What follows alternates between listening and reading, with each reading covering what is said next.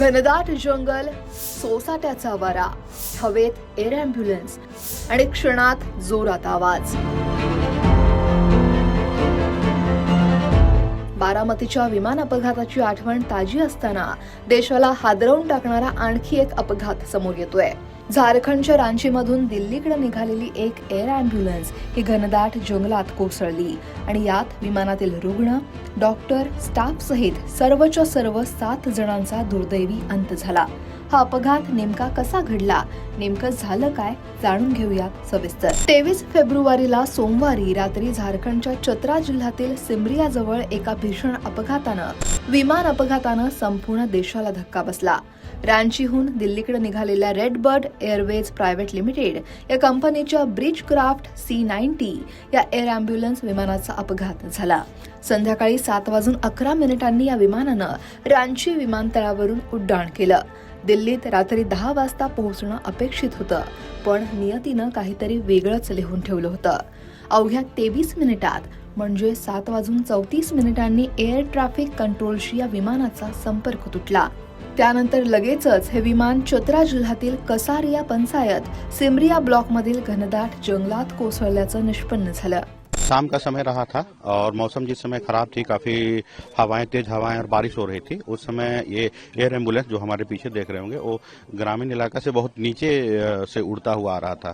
तो बहुत सारे लोग को लगा कि कहीं यहीं नहीं गिर जाए, है ना, इसलिए लोग भयभीत हो गए और जैसे यहाँ पे और आकर के गिर गया. काफी तेज आवाज हुई और ग्रामीणों के द्वारा ही इसको ढूंढा गया. काफी सुदूरवर्ती ग्रामीण इलाका है और जंगल का इलाका है और इस जगह पे शायद मतलब बाइक के अलावा कुछ भी नहीं पहुंच सकता है. तो एम्बुलेंस भी आने में काफी देर हुई, लेकिन ग्रामीणों का सहयोग से यहाँ पे राहत एवं बचाव कार्य सबसे पहले ग्रामीणों के माध्यम से शुरू हुआ.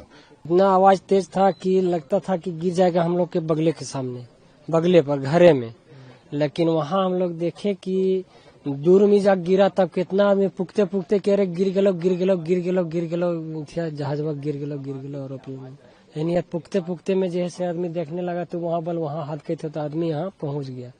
पहुँचने के बाद में यहाँ देख रहा है कि कोई सटने हिम्मते नहीं हुआ था. फिर हम लोग घूम गए, आपस हो गए. हा अपघात इतका भीषण होता की विमानाचे अक्षरशः तुकडे झाले. रात्रीच्या वेळी या दुर्गम भागात अपघात झाल्यामुळे बचाव कार्य सुरू करण्यात अडचणी आल्या.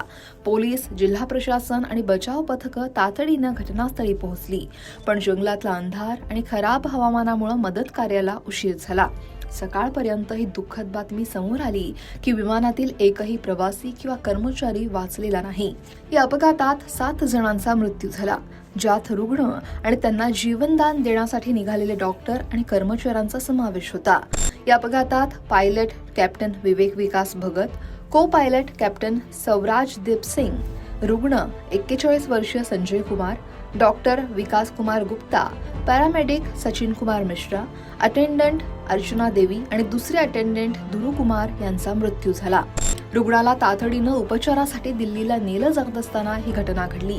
कुटुंबासाठी ही अत्यंत वेदनादायक बातमी होती, ज्यांनी शेवटच्या आशेनं आपल्या प्रिय व्यक्तीला एअर ॲम्ब्युलन्समध्ये पाठवलं होतं. या अपघाताचं नेमकं कारण अद्याप स्पष्ट झालेलं नाही. चित्रा जिल्ह्याचे उपायुक्तांनी दिलेल्या माहितीनुसार खराब हवामान किंवा वादळामुळे हा अपघात झाला असावा अशी प्राथमिक शक्यता आहे. तर काही रिपोर्ट्समध्ये तांत्रिक बिघाडाचीही शक्यता वर्तवली जाते.